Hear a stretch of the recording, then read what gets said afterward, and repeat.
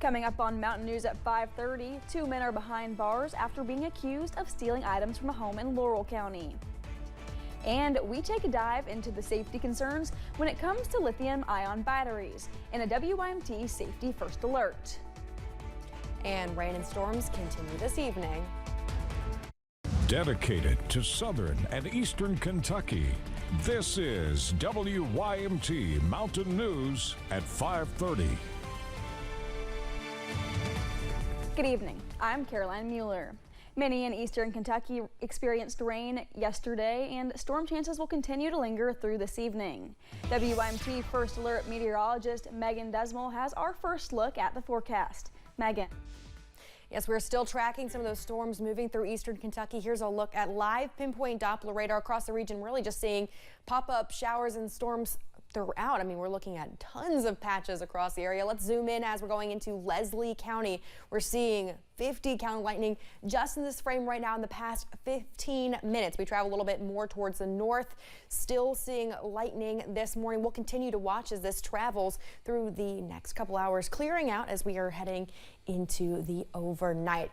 Now, for the most part, we have been seeing calm wind. However, we have some wind gusts that have been picking up throughout the day, giving us some pretty gusty conditions. Right now, current wind is the fastest as you're traveling towards Monticello, Jacksboro in London at 7 miles an hour. Current temperatures, well, we're still looking warm across the region, mainly sitting in the 70s, a pretty big mixture actually. 77 degrees in Whitesburg, 73 in Somerset, 64 as you're traveling into Williamsburg. So a little bit of a mixed bag of what we're expecting temperature wise, but that's because of that rain we have scattered across the region. So don't forget that raincoat. Here's a look at that planning forecast for the remainder of the day. We'll get down to 58 degrees tonight going into your Wednesday as you're heading into those early hours on Wednesday. And then we're going to continue to see those chances of rain tapering out for the next couple of hours. Caroline.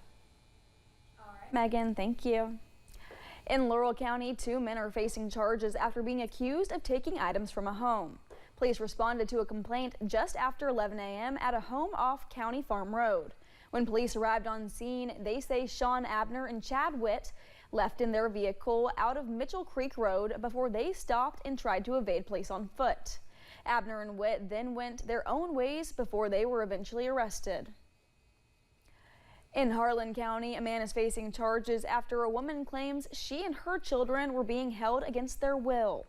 Sheriff's deputies responded to the incident on Friday in the Dehoy area. Police attempted to make contact with James Runyons, but he reportedly left the area.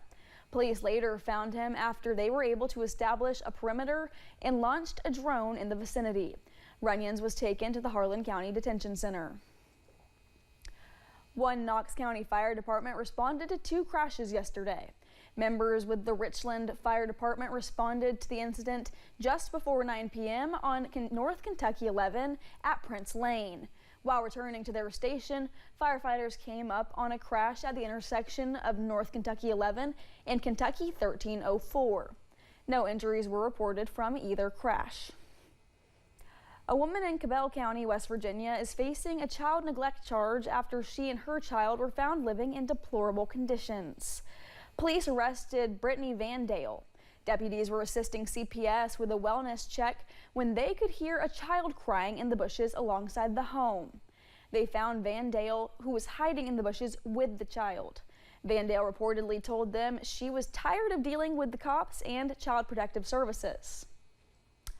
In Huntington, West Virginia, an investigation is underway after a body was found in the Guyandotte River on Saturday. West Virginia State Police say a man was fishing when he saw a body off of the side of a riverbank. The body was sent to the state medical examiner's office for identification. A Kentucky State Police trooper who was previously indicted for excessive force was arrested on DUI charges. Trooper Jared Lewis was charged with DUI and having an open container. The arrest slip says Lewis admitted to drinking 3 Twisted Teas and 1 Pirate Water before getting into an argument with his wife and driving to a church to cool off. Police say he blew a .218 blood alcohol level, more than double the legal limit. A group of lawmakers gathered at the state capitol for the ceremonial signing of House Bill 90. The bill is also known as the Mary Carol Akers Birth Centers Act, or Love Them Both 2025 Act.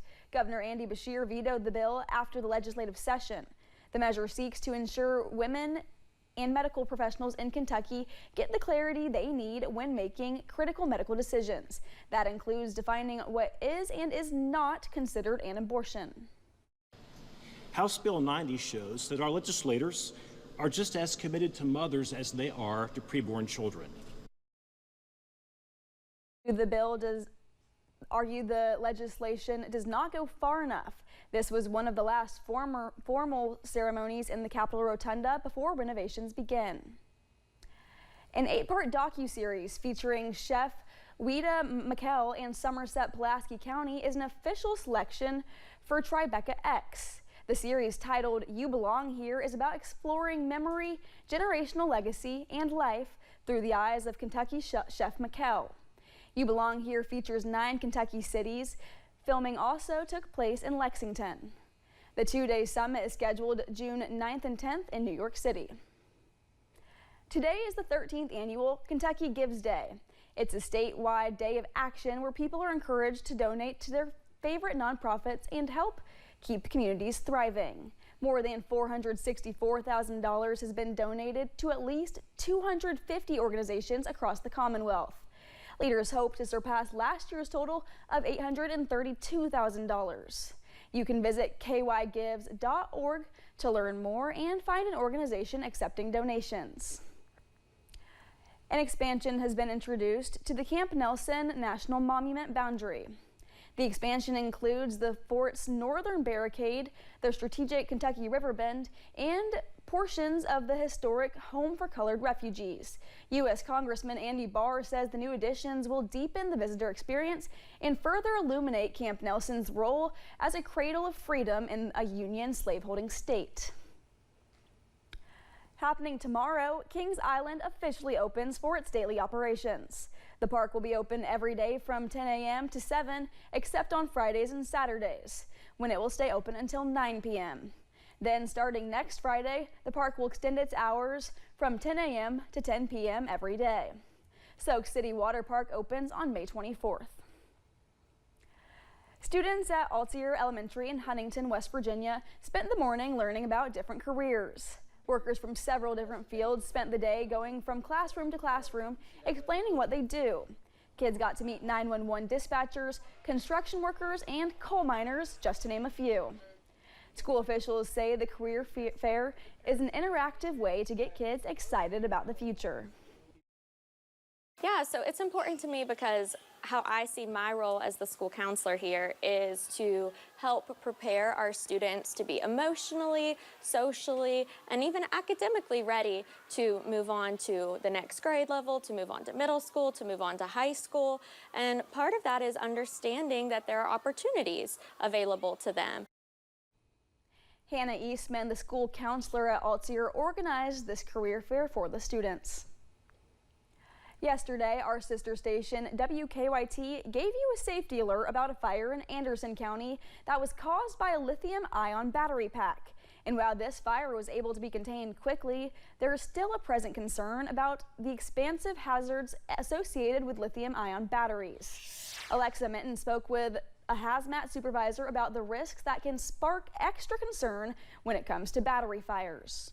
Lithium-ion batteries can be found in a lot of common household items, from cell phones and laptops to power tools to even electric vehicles on Kentucky roadways. However, you might be surprised to know they also pose a serious fire hazard and risk, making proper disposal and storage even more essential. That high potential amount of energy is also a high potential for danger as well. Lithium-ion batteries have skyrocketed in popularity thanks to being fast charging and holding a long cycle of life. And while the perks might keep your cell phone charged longer, when things go wrong, the consequences can have an explosive impact, literally. Whether from overheating or from physical damage or short circuiting. And what happens is that battery now goes through a thermal runaway event, causing off-gassing, and a very fast amount of toxic gas will be exposed, as well as the heat and a lot of fire. Captain Jimmy Pereira is a hazmat supervisor with the Lexington Fire Department, and he shared that when it comes to lithium battery fires, a different firefighting strategy is needed entirely. Water is not necessarily the thing that puts that battery out. They have to burn themselves out. Letting that fire burn is the best case scenario.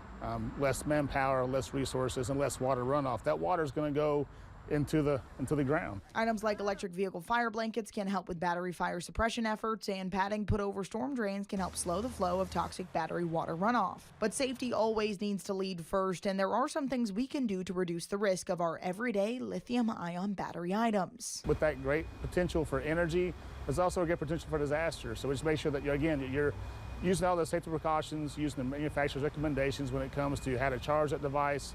And when you're not charging it, unplug the device. For WKYT, I'm First Alert Meteorologist Alexa Minton.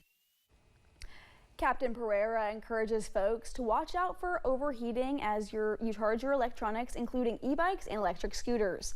Even avoid charging your phone in your bed or near flammable materials.